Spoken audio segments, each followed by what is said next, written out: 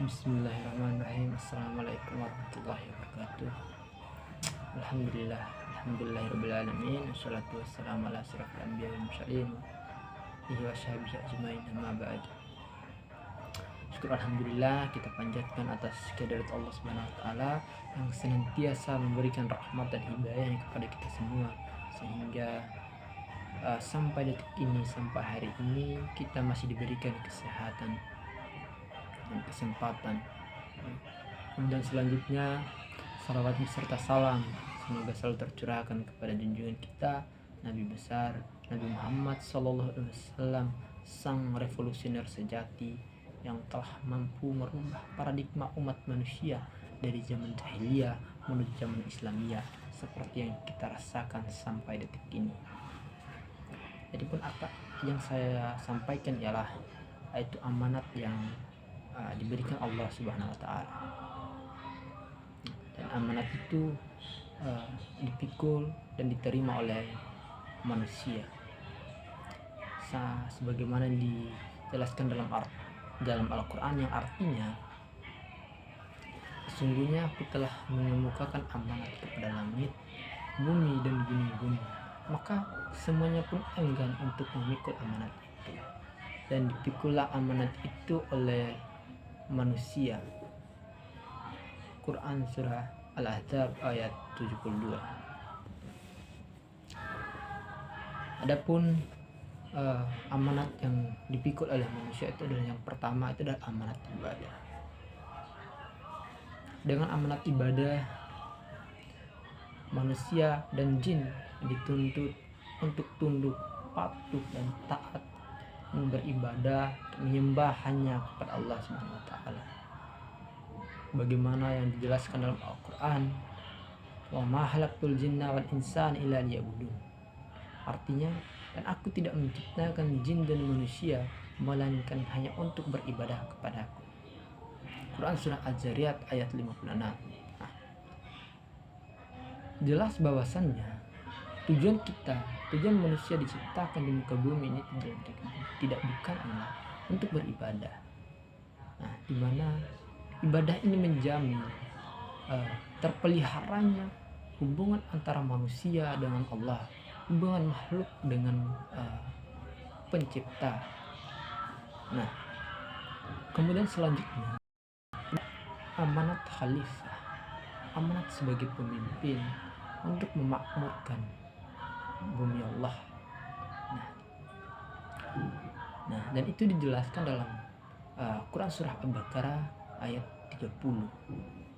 Yang artinya, aku hendak menjadikan khalifah di muka bumi. Dan itu juga jelas bahwasannya kita itu diciptakan untuk selain daripada beribadah, kita juga diciptakan sebagai pemimpin. Pemimpin untuk apa? Ya, pemimpin untuk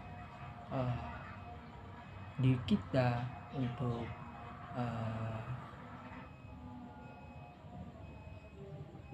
memakmurkan dunia.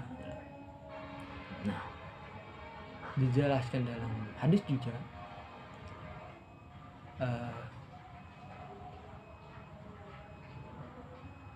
pemimpin pemerintah itu bertanggung jawab untuk rakyatnya. Suami bertanggung jawab untuk istrinya. Terus budak bertanggung jawab atas harta majikannya. Itu jelas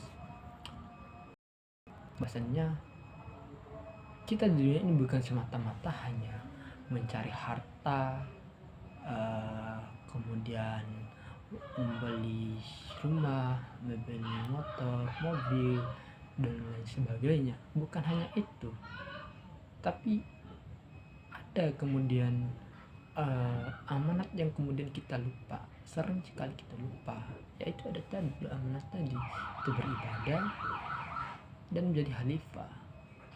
Kadang-kadang kita terlena dengan dunia, terlena dengan keindahannya dunia, kenikmatannya dunia, sehingga kemudian kita terlalai melupakan bahwa ada kewajiban yang harus kita tunaikan, yaitu ibadah tadi dan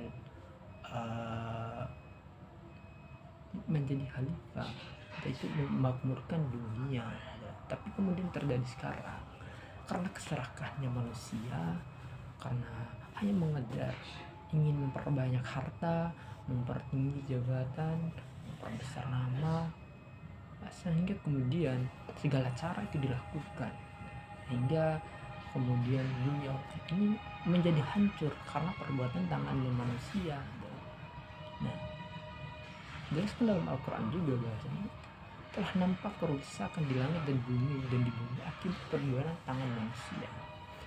Itu adalah manusia yang memang itu melupakan amanat tadi yang diberikan oleh Allah Subhanahu wa taala, itu menjadi beribadah dan menjadi khalifah.